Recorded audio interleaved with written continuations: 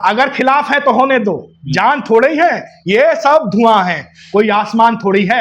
लगेगी आग तो आएंगे कई घर जद में, यहाँ पे सिर्फ हमारा मकान थोड़ी है। मदरसों ने हमेशा फ्रीडम फाइटरों को जन्म दिया है। फजले हक खैराबादी, खैरुल हक के बारे में सुना होगा आपने। ऐसे कई फ्रीडम फाइटर मदरसों से तालीम लेके गए, जो कि हमारे देश के गौरव बने। 3 राष्ट्रपति हमारे देश के राष्ट्रपति बने, जिनमें जाकिर हुसैन, फखरुद्दीन और कलाम साहब का नाम आता है। कलाम साहब वो शख्सियत है जिन्होंने हमें परमाणु संपन्न बनाया। हमें बहुत पीड़ा होती है। आपने पीछे एक वाकया सुना होगा कि एक कपड़ा व्यापारी शिवचरण, जिसकी 3 बेटियां शिक्षक हैं, जो पढ़ाती हैं बच्चों को, वो क्या तालीम देती हैं। जब वो गुजर गए तो उनको मुखिया गणित देने तक वो नहीं आई, तो वो शिक्षा देती हैं। मदरसों में ये सब नहीं होता है। जहां मैं रहता हूं वहां मैं हिंदुओं की बस्ती में रहता हूं, वो सब मेरे भाई हैं, मैं उनसे मोहब्बत करता हूं, वो भी मुझसे उतना ही मोहब्बत करते हैं। हमारी पीढ़ी दर पीढ़ी वहां गुजर गई हैं, फौत हो गई हैं। हमने कभी आपसी ये नहीं समझा कि हम मुसलमान हैं या हम हिंदू हैं। हमारे जितने भी त्योहार आते हैं वो खुशी खुशी मनाते हैं, और उनके त्योहार हम खुशी खुशी मनाते हैं। मदरसों ने हमेशा जो है तालीम का इदारा रहा है, और तालीम दी है, एजुकेशन दिया है, और इल्म को कभी भी दहशतगर्दी से ना जोड़ा जाए। मुसलमानों को मारते हैं, गाली देते हैं, और दूसरी तरफ ये इस तरीके का प्रोपेगेंडा करते हैं। तो कानून सबके लिए बराबर होना चाहिए। ये नहीं कि ये मुसलमान है नाम पूछ के मारा जाए, ये बेहतर नहीं समझता हूँ। राजनीति है, अरे जांच एजेंसियां इन पे हैं, सब कुछ इन पे है। अब से एक्स मुस्लिम है, जो एक्स मुस्लिम, एक्स क्या होता है? जो पहले मुसलमान, अरे पहले और बाद में क्या मुसलमान थे? नाम वो मुसलमान वाले लेके चल रहे हैं। क्यों उन्हें नाम बदल लेना चाहिए? लेकिन वो एक्स मुस्लिम जो हैं वो भी तो मदरसों से पढ़ के निकले ना। वो अगर आज इल्जाम लगा रहे हैं इस्लाम के मानने वालों पर, आपको कैसे पता वो मदरसे से पढ़े? सैफी साहब, आप ये बताइए कि केशव प्रसाद मौर्य जो हैं, जो डिप्यूटी सीएम भी रहे हैं, लेकिन कुछ दिन पहले उनका एक बयान आया है, और वो बयान ये है कि मदरसे आतंकवाद का अड्डा है। आखिर ये सत्ता में बैठे लोग किस तरह के सवाल लोगों में छोड़ के जा रहे हैं? क्या वाकई में इस तरीके की आपके मदरसों में होती है, तालीम दी जा रही है? देखिए, बहुत पहले मैं आपके व्यूअर्स को बहुत बहुत धन्यवाद और सलाम अर्ज करना चाहता हूं कि साजिद भाई ने आज हमें यहाँ बुलाया, और हम आपको बता दें, जो केशव प्रसाद मौर्य साहब हैं वो कह रहे हैं कि मदरसे दहशतगर्दी का अड्डा है और आतंकवाद यहाँ से पैदा होता है। तो मैं उन्हें बताना चाहता हूं, मदरसे जो हैं एक इल्म का, एक तहजीब का दर्पण है। मदरसों से इल्म झलकता है, और मदरसे तालीम का बड़ा इदारा है। और आपके पास तो एजेंसियां हैं, आप जाइए, आप जांच कराइए। उत्तर प्रदेश में ऐसे कई मदरसे हैं जहां दरवाजे नहीं हैं, वो बिना दरवाजे के हैं। और मदरसों में, मस्जिदों में ताले नहीं लगते हैं, ताले नहीं होते हैं। आप जाइए, आपके पास एजेंसियां हैं, आप चेक कराइए कहाँ मदरसे में कहाँ दहशतगर्दी है और कहाँ आतंकवाद पनप रहा है। हाँ, अभी आपने राजनाथ सिंह जी का, जो हमारे देश के रक्षा मंत्री हैं, उनको भी सुना होगा। उन्होंने कहा था कि जहां मैं प्राइमरी विद्यालय में पढ़ता था, वहां एक हमारे मौलाना साहब थे, मौलवी साहब थे, और एक हमारे टीचर थे। तो मौलाना साहब हमें फिजिकल ट्रेनिंग भी देते थे, पीटी कराते थे, और हमें कई चीजें बताते थे। जब वो रिटायर हो गए तो मैं उनके यहाँ गया, मैंने देखा, जब मैं एजुकेशन मिनिस्टर बना तो मैं उनके यहाँ गया, बीच रास्ते में उनका गांव था, मैं उनके यहाँ गया, मैंने उनके चरण स्पर्श किए, और चरण स्पर्श करके मैंने जब उनके पांव छुए तो उनके आंखों से आंसू नहीं रुक रहे थे। मौलाना साहब ने कहा कि बड़े प्रभावित हुए, और जो है मैं भी प्रभावित हुआ, और मैंने देखा कि मौलाना साहब, मौलवी साहब रो रहे थे, तो मैं उनसे मिलके गया। लेकिन एक तरफ तो इस तरीके के बयान आते हैं, एक तरफ एक सत्ताहीधारी मतलब इस तरीके के बयान देता। अभी संभल से एक रिपोर्ट आई, मतलब एक संभल में दरोगा थे या SHO थे, वो किसी के पास जाते हैं, और वो मतलब एक कोई बुजुर्ग थे, उनके पैर जाकर के छू लिया और उनके साथ बैठ गए, उनसे आशीर्वाद ले लिया, तो उनका ट्रांसफर ही कर दिया गया। लेकिन उसी उत्तर प्रदेश में एक कावड़ यात्रा के दौरान एक डाक कावड़ होती है जिसको बिना रुके पहुंचाना होता है, वो सिपाही लेकर भाग रहा था जी। लेकिन एक बयान हमारे पास आता है, मतलब एक वीडियो आती है, फोटो आता है कि कोई व्यक्ति एक पुलिस की वर्दी में ही वो जो मुहर्रम आते हैं उसमें वो करतब कर देता है तो उसे लाइन हाजिर कर दिया जाता है। क्या उत्तर प्रदेश के अंदर कानून का राज जो कहा जाता है, क्या इसमें कहीं बदलाव आ रहा है? क्या पक्षपात हो रहा है? असल में हाँ, बिल्कुल पक्षपात हो रहा है। पुलिस विभाग, प्रशासनिक अधिकारी अगर मुसलमानों के पांव छू ले रहे हैं तो आप देख रहे हैं कि किस तरीके से वो प्रताड़ित किए जा रहे हैं। ऐसा नहीं होना चाहिए। कोई भी अगर महान व्यक्ति या सम्मानित या कोई महापुरुष है, वो किसी एक व्यक्ति का नहीं होता है, एक धर्म का नहीं होता है, और कोई पांव छू ले रहा है तो उसमें कोई बड़ी बात नहीं है। लेकिन पैर छूने की सम्मान है, थोड़ा सा और जोड़ देता हूँ इसमें, सम्मान है, लेकिन कावड़ यात्रा से जो लोग आ रहे हैं उनके पैर भी दबाए जा रहे हैं पुलिस की वर्दी में ही जी। तब वहां पर मतलब किस तरह से कानून काम कर रहा है? हाँ, इनके कथनी और करनी में फर्क है। ये एक तरफा मुसलमानों को मारते हैं, गाली देते हैं, और दूसरी तरफ ये इस तरीके का प्रोपगंडा करते हैं।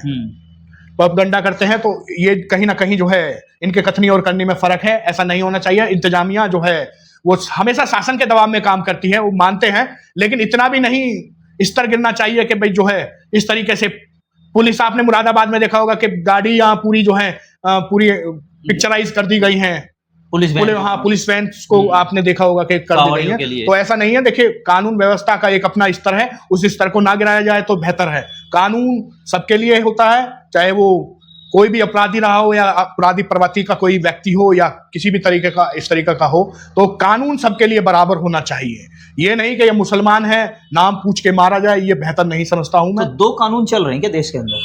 दो कानून से मेरा कहने का मतलब दो कानून नहीं कह रहा हूं। कानून कानून है, लेकिन एक तरफा कार्रवाई ना की जाए, एक पर्टिकुलर एक समुदाय, एक कम्युनिटी को टारगेट ना किया जाए तो बेहतर है। अगर कोई गलत करता है तो गलत को गलत कहा जाए। ये नहीं कि वो ये खालिद है, ये आबिद है या ये मोहसिन है, इसको प्रताड़ना या प्रताड़ित किया जाए, ये मैं ठीक नहीं समझता हूँ। अच्छा, मतलब आपका कहने का मतलब है कि अगर आबिद मोहसिन नाम होते हैं तो उनको अलग सजा मिलती है, और अगर कोई दूसरे धर्म विशेष का है, दूसरे हिंदू कम्युनिटी से आता है तो उनको अलग ट्रीटमेंट दिया जाता है। कहने का मतलब आप देख रहे होंगे, आपसे तो कोई छुपा नहीं होगा, कोई चीजें आप पत्रकारिता करते हैं, आप देखते हैं, आप सब देख ही रहे हैं। खोड़ा में एक बच्चे को एक मर्डर होता है, आपने देखा होगा, तो उसको क्या सजा दी जाती है, और चिराग त्यागी जो एटलिस्ट था उसको क्या, उसके आरोपियों को क्या सजा दी जाती है। उनको पुलिस पकड़ती है, पाँव में एनकाउंटर करती है, और बस इतना ही काफी होता है। और कोई मुस्लिम व्यक्ति किसी के साथ या जाने अनजाने में हो जा रहा है तो उसका सीधा एनकाउंटर कर दिया जा रहा है, तो ये ठीक नहीं है। कार्रवाई दोनों तरफ बराबर होनी चाहिए, चाहे वो मुस्लिम हो, गलत करता है तो जो कानून के प्रावधान है उसके मुताबिक उसको सजा होनी चाहिए। जो भी कानून का प्रावधान होता है, जो भी एक्ट है, उस एक्ट के हिसाब से सजा हो। लेकिन सूबे के मुख्यमंत्री तो कहते हैं कि उत्तर प्रदेश में कानून का राज है, और आप कानून पर उंगलियां भी उठा रहे हैं। मैं कानून पे उंगलियां नहीं उठा रहा हूं, मैं सिर्फ और सिर्फ आपको बता रहा हूं। मैं कानून पे उंगलियां नहीं उठा रहा हूं, ये आप भी देख रहे हैं। आप पत्रकारिता कर रहे हैं, आप मुझसे ज्यादा बेहतर समझते हैं, लेकिन मैं आपको बता दूं, बात मदरसे पे थी तो मदरसे पे ही रहे तो ज्यादा बढ़िया है। मैं आपको बता दूं, मदरसे ने 3 हमें राष्ट्रपति दिए हैं। आपको बता दूं, जाकिर हुसैन साहब वहां से पढ़ के निकले मदरसे से, और आपके एपीजे अब्दुल कलाम हो गए, और आपके जो हैं जो आपके फखरुद्दीन राष्ट्रपति वहां से निकले मदरसे से। तो मदरसे ने ऐसे ऐसे जो हैं हमें देश के गौरव दिए हैं, जो राष्ट्रपति के पद पे विराजमान रहे, जो बने रहे। और मदरसे हमेशा जो है मोहब्बत का पैगाम देते हैं, तालीम के इदारे हैं, और वहां से मोहब्बत का पैगाम जाता है। और ना जोड़ा जाए मदरसों पे कोई भी आतंकवादी का कोई भी ऐसा एलिगेशन या कोई भी। लेकिन जांच एजेंसियां सब इनकी हैं, सत्ता में बिल्कुल जांच कराइए। मीडिया पे इस तरह का बयान क्यों दे रहे हैं? बिल्कुल जांच कराइए। राजनीति कर रहे हैं। बिल्कुल राजनीति है। अरे जांच एजेंसियां इन पे हैं, सब कुछ इन पे है। अब से पहले भी इंदिरा गांधी जी को लोगों ने कान भरने का काम किया था, जो भूतपूर्व प्रधानमंत्री रही थी, कि भाई जो है निजामुद्दीन में वहां से सब एजेंसियां इस तरीके आतंकवाद का अड्डा है, ये है वो है। वहां महीना 1.5 महीने वहां सब पड़े रहे। उन्होंने देखा कि भैया ये तो जो है यहाँ की बात ही नहीं करते हैं, अच्छा, ये जो बात आपने कही ये तो ठीक है, लेकिन एक्स मुस्लिम के लिए कुछ कहना चाहेंगे? जो एक्स मुस्लिम है, जो एक्स मुस्लिम एक्स क्या होता है? जो पहले मुसलमान अरे पहले और बाद में क्या मुसलमान थे? नाम वो मुसलमान वाले लेके चल रहे हैं। क्यों उन्हें नाम बदल लेना चाहिए? रमेश रख ले या फिर रामधारी रख ले या कुछ भी रख लें, XYZ राकेश रख लें, रमन रख लें या जो भी रख लें, फिर वो नाम क्यों रख रहे हैं? एक्स क्या होता है? वाई तो हमने सुना है वाई होता है, वाई सैनिक की सुरक्षा होती है।